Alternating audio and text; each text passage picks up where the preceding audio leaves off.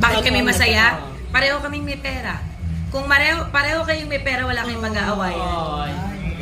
Anong sekreto ng pagiging maganda niya, paganda ko at pagiging pogi niya? Pera. Pag may pera, nakakaganda. Kasi alam niyo kung bakit. Pag walang pera, magbibilangan kayo.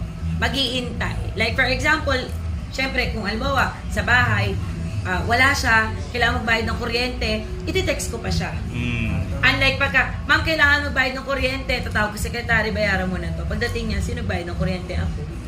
Tapos, sinasabi nila na money can't buy happiness, but money can solve all your problems.